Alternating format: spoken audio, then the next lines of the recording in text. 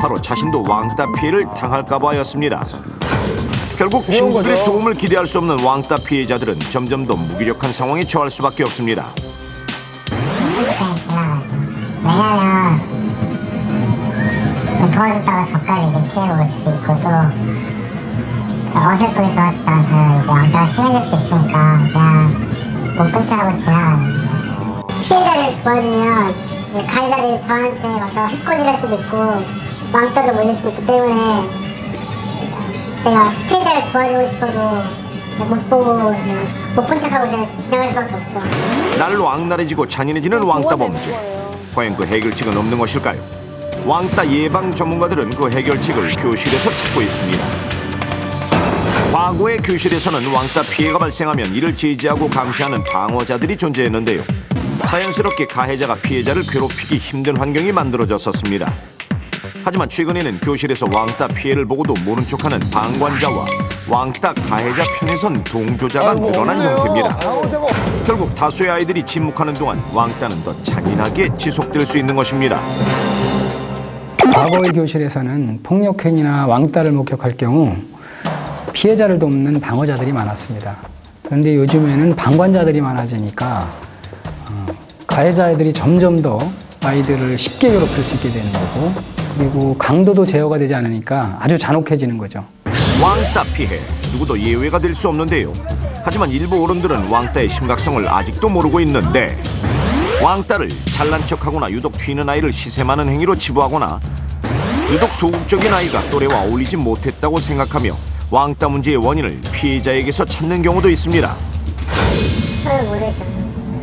아무리 생각해봐도 내가 잘못한 게 있나 하고 생각해봤는데 아무 이유도 없더라고요. 그래서 애들이 저를 만만하게 보거나 열심히 없다는 생각으로 막 왕따시키고 때린 것 같아요.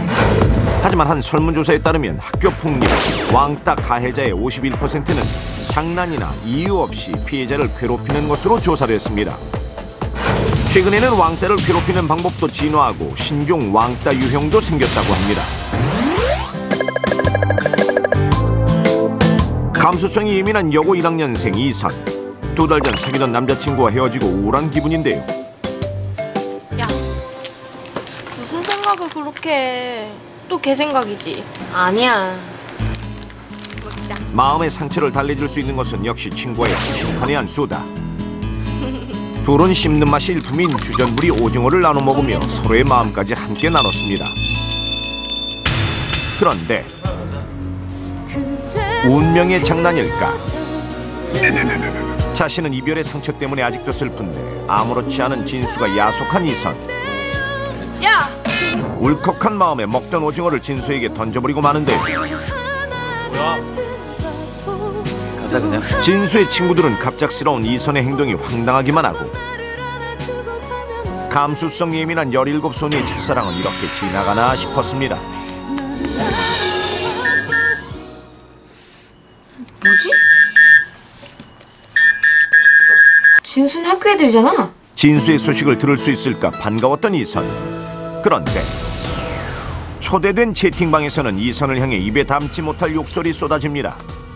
그 사건 이후 지옥으로 변해버린 이선의 삶. 벗어나고 싶어도 계속 초대되는 스마트폰 채팅방 때문에 이선은 일상생활이 힘들 정도였는데, 시간과 장소를 가리지 않고 이선을 괴롭히는 모욕적인 언어 폭력과 문자 테러.